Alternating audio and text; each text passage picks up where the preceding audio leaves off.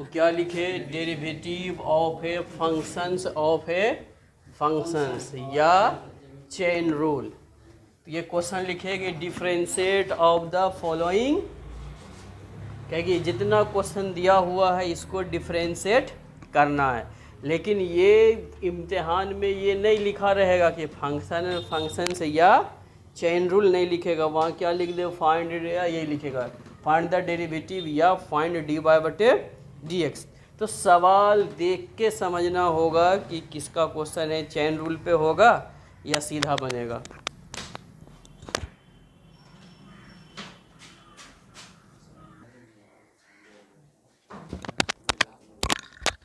देखो क्या लिखे, पहला क्वेश्चन का आंसर क्या है, लेट y बराबर sine x square.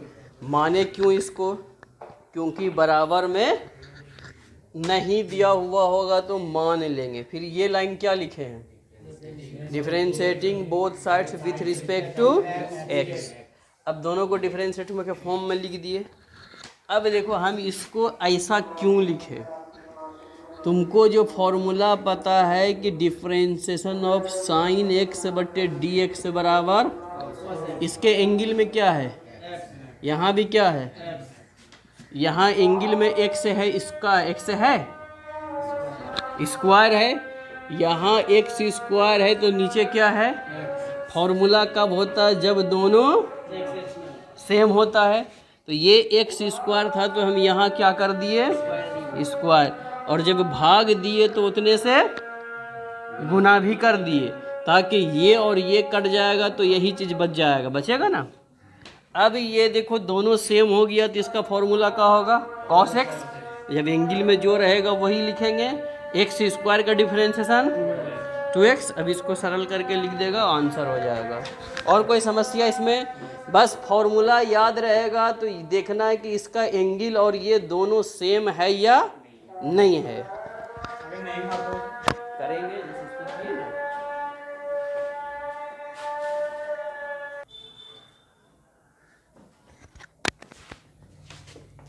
3 number question, मान लिए किसके बराबर, y के, फिर डिफरेंशिएट किए, ये लिखे। अब देखो e to the power x का जो डिफरेंशिएशन होता है कि नीचे भी का होगा, अगर e पे पावर x है, यहाँ x है, तब नहीं इसका फॉर्मूला देता है। तो हमको यहाँ पे क्या है, e पे, यहाँ क्या है, तो फॉर्मूले में क्या है कि ये दोनों, तो हमको सेम करने के लिए क्या करना पड़ेगा, जो इस पावर में उतने से भाग देना पड़ेगा और उतना से गुना करना पड़ेगा। ये dx तो पहले से ही था। अब इसका फॉर्मूला यही होता है, e to the power x का e to the power x और साइन x का। अब इसमें हम क्यों न भाग दिए, क्योंकि ये चीज़ और ये दोनों सेम हो गया, तो यही इसका आंसर है। और कोई समस्या इसमें, चलो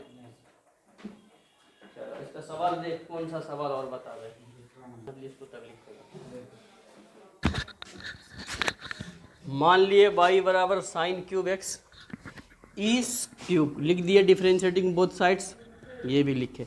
अब इस क्यूब का क्या मतलब है कि पूरे का पावर है, तो ये पूरे पर पावर कर दिए हम फिर भाग क्यों दिए। अब जैसे यहाँ देखो, इस पूरे पे क्यूब बटे क्या होगा, dx। तो ये इस पूरे को अगर हम x से समझ लेंगे यहाँ से यहाँ तक, तो x पे पावर क्या हो जाएगा, n का होगा ना, तो x पर n, x पे n बटे x, तब ना फॉर्मूला। तो ये पूरा का पूरा पार्ट अगर यहाँ से यहाँ ये पावर के चलते ये x का काम करेगा, तो नीचे भी x चाहिए ना। इसी के लिए यहाँ कितना था, क्यूब किए, तो जब क्यूब किए तो x का ये पार्ट काम करेगा, तो उतना से क्या किए हम, भाग दिए तो फिर गुना कर दिए, कोई दिक्कत, ताकि ये और ये कट जाएगा तो ये बचेगा, इतना बटे इतना बच जाएगा। अब x to the power n का फॉर्मूला क्या होता है, n into X to the power n minus 1। n की जगह पे कितना, और n माइनस 1, 3 में 1 घट जाएगा, कितना बचेगा, साइन x का डिफरेंशिएशन तो हो गया, यही आंसर है। और कोई समस्या, कोई दिक्कत भी नहीं।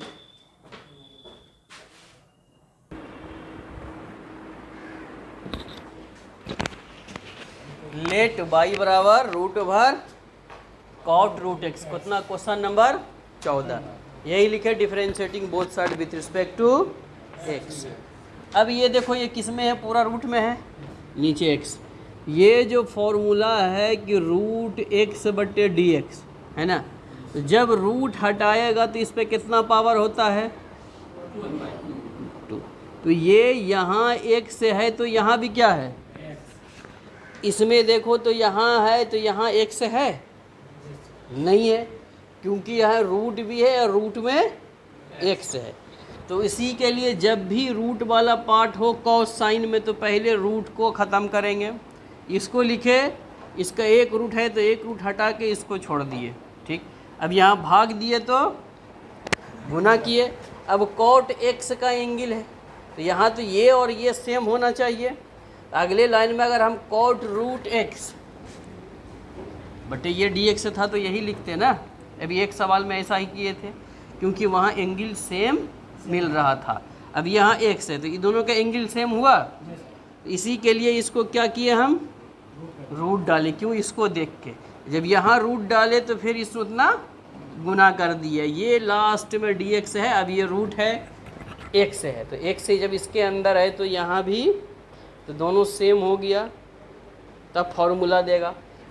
कोई दिक्कत इस लाइन में? अब जब भी पहले अगर रूट हो कॉट साइन 10 पे तो उसका रूट कटाएगा, जो रहेगा इसके रूट के नीचे उसी को लिखेंगे, यहाँ भाग देंगे तो उतने से फिर गुना करेंगे। अगर इसमें यहाँ रूट एक्स नहीं रहता, सिर्फ एक्स रहता तो यहाँ पर हम क्या लिखते? एक्स लिखते। और कोई दिक्कत? अब रूट वाले का डिफरेंशिएशन बताए हैं, रूट एक्स का फॉर्मूला भी लिखाए थे कि 1/2 रूट एक्स, याद है नहीं तेरे लोग को? तो ये पूरा किसका काम कर रहा है? यहाँ से यहाँ तक एक्स का, तो 1/2 रूट एक्स हो गया पूरा टर्म है, ठीक। अब कॉट एक्स का differentiation minus cosec square x, तो माइनस कोसेक स्क्वायर एक्स, तो माइनस अगर यहाँ बीच में लिखता है तो दो टर्म में दिखा, इसी के लिए इस माइनस को सबसे आगे। अब रूट एक्स का फॉर्मूला लिखाए थे कि रूट एक्स का डिफरेंशिएशन एक्स के रेस्पेक्ट में क्या होगा? 1/2 रूट एक्स, तो डायरेक्ट उसको लिखे 1/2 रूट एक्स। अब गुना कर दिए पूरे को, ये आ गया, ये भी रूट में, ये पूरा भी रूट में, तो चाहता है तो दोनों को एक रूट में कर सकता है, नहीं तो इसको भी छोड़ सकता है और इसको भी, दोनों आंसर है।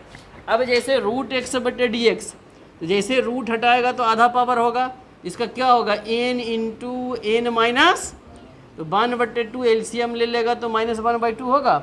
ये हो गया 1/2, जैसे माइनस हटाएगा तो नीचे आ जाएगा, तो 1/2 हो गया रूट। तो ये याद रखेगा, फॉर्मूला सब तभी बनेगा, नहीं तो घोटाला। इसमें कोई समस्या कहीं पे तो बोल।